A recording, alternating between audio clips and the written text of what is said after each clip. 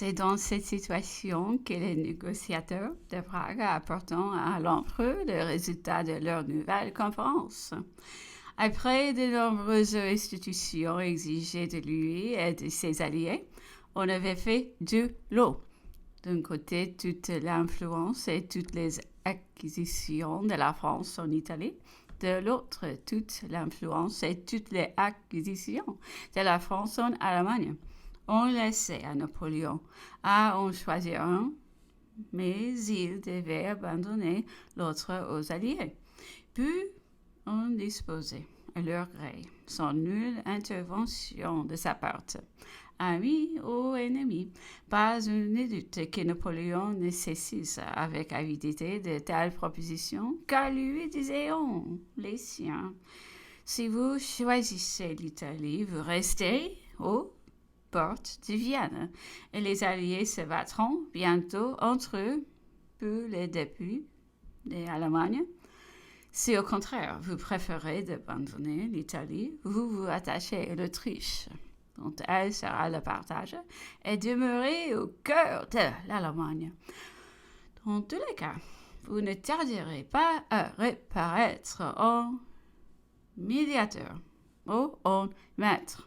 Napoléon non jugea point ici et refusa persistant dans ses idées arrêtées. Certes, se disait-il, d'après telle proposition en elle-même et dans le cours naturel des choses, sont des plus acceptables, mais où est la garantie de leur sincérité?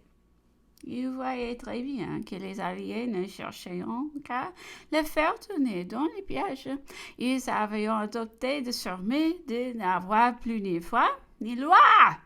Ils ne se croiront plus tenus à aucun droit des gens, à aucune moralité vis-à-vis de nous. Au début de ses conseillers, il disait, si j'abandonne l'Allemagne, l'Autriche combattra avec plus d'ardeur jusqu'à qu'elle obtienne l'Italie. Si je lui cède celle-ci, elle s'empressera plus de la garantir à me chasser de l'Allemagne. Ainsi, une première concession obtenue ne serait dans le main qu'un moyen de s'en faire accorder ou d'en saisir des nouvelles. La première pièce de l'édifice de placer entraînerait l'écoulement de tout le reste. Je serai poussé de concession en concession jusqu'au château de Tuileries. Tous les Français indignes de ma faiblesse et m'accusant de leur désastre me chasseront sans doute, et peut-être avec justice peut être tout aussitôt eux-mêmes la proie de l'étranger. Ne croirait-on pas lire la prédiction littérale des événements qui suivront, les insidieuses déclarations de Francfort, les propositions de Châtillon? Il valait 100 fois mieux périr sous la violence de la victoire, continuait l'empereur, car les défaites même la sont après elle. Les respects de l'adversité, quand elles associent à une magnanime constance. Je préférais donc de combattre si j'étais vaincu.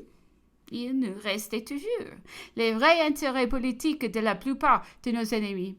Si j'étais vainqueur, je pouvais tout sauver. Et j'avais encore des chances. J'étais loin de croire tout désespéré.